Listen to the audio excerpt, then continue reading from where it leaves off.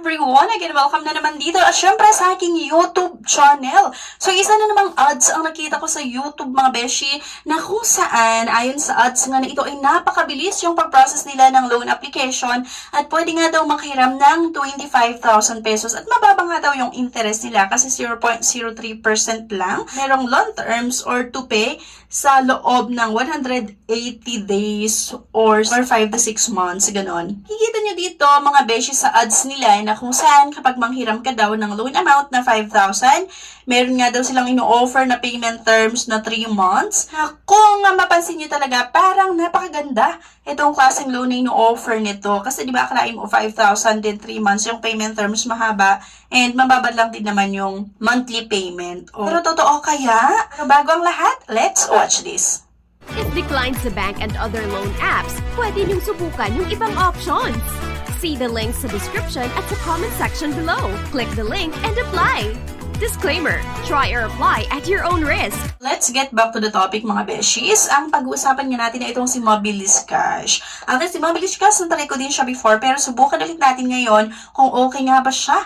Kasi before, parang hindi ko masyadong nagustuhan itong loan app na ito. Pero ngayon nga ay subukan ulit natin at i-check kung may pinagbago ba. Yung si Mobilis Cash, online easy loan, under siya ng money lending. Kapag i-open nyo yung loan app na ito, agad-agad na makita nyo itong pambungad nila na kung saan pwede nga daw makahiram hanggang 25,000 pesos. Safe and fast loan app nga up to 25,000 pesos. So, I have activated line of credit. So, kailangan nating mag-apply ng credit line mga be hanggang 25,000 pesos nga. At makikita nyo din naman itong interest rate na nilagay nila na 0.3%. 91 to 180 days. So, kung makikita nyo yung interest rate, diba, doon sa ads nila, ay nakalagay 0.03% lang yung interest. Pero dito kasi, sa app nila mismo ay 0.5% daw yung interest per day. So, i-check natin kung ano nga ba talaga yung totoo. Meron daw 3 step para makautang dito. Ang una, application. Number 2, get credit. At number 3, fast approval. So, syempre, same with other loan app na may mga kailangan tayong i-fill out. Okay? Kailangan yung mag-sign up. So, basic information, yung kumpletong pangalan nyo, yung gender at syempre year of birth at yung education level. Next dito agad-agad ay yung tinatawag na facial verification. Na kung saan dito sa facial verification, please make sure you are in appropriate environment and your face is facing the lens horizontally. Actually, successful na yung face recognition natin. At dito na nga tayo sa contact na kung saan kailangan nga nating maglagay ng ating personal references. Agad-agad mga beshi, pag nasagutan nyo yung personal references, kailangan nating masagutan nga itong working information. Siyempre, yung job type, ganyan, yung payroll, period, yung next payday, yung total monthly income, siyempre, at yung company location. Next dito, mga beshi, ay dapat nga mag-upload tayo ng isang valid ID kasi ang requirements nga dito ay isang valid ID lang. So, ito nga daw yung mga ID na tinatanggap nila. Meron silang recommended ID type at merong other ID type.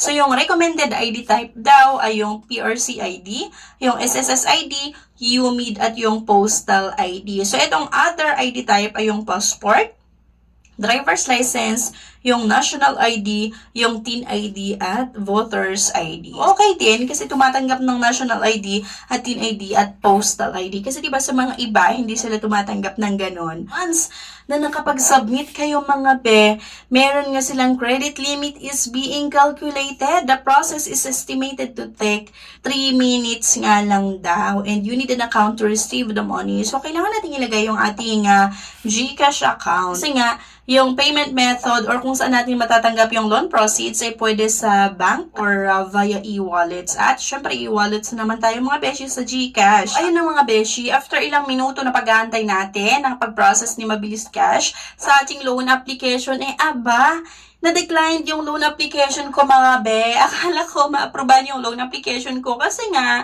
dun sa pambungan nila and dun sa mga ads nila, parang napakataas yung approval rate ng aking application or kapag mag-apply ka dito. Pero hindi pala. Hindi lang 3 minutes yung inantay ko. I think more than 3 minutes yung inantay ko dun sa pag-process nila ng aking loan application. And ayun nga, na may natanggap ako ng message and nung i-check ko din yung app nila, na-decline pala yung loan application ko dito sa Mobilis Cash. Oo nga, mabilis nga sila pero mabilis din pala talaga mag-decline ng loan application. Pero ang nakakaloka, nung na-decline yung loan application ko, lagi pa rin may nagme-message sa akin na pwede daw akong umutang dito kahit tinecline nila yung loan application ko. So parang napapaisip lang ako na text blast kaya yung ginagawa nila. I mean, lahat yung umuutang sa kanila or nagtatry na umutang sa kanila, text blast nila. Parang ewan ko lang kung hindi nila chinecheck kung dinecline ba nila or hindi. Pero ayan, okay lang din naman, hindi na-aprobahan yung loan application ko. Kasi nung nag-check ako ng reviews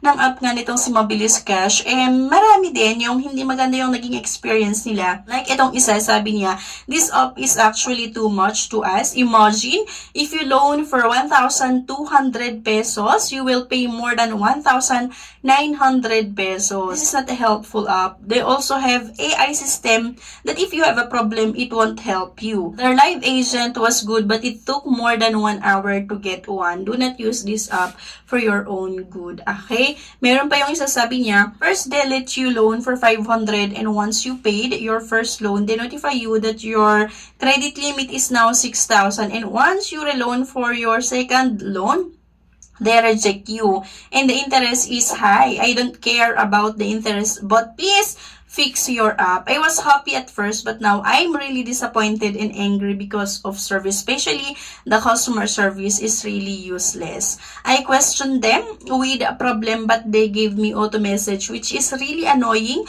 because it doesn't answer my question. Okay? So, itong isa, the process is too fast and you will be able to receive your money within 5 minutes. But the interest is too high and you can pay it every 15th day, depend on your terms and loan amount.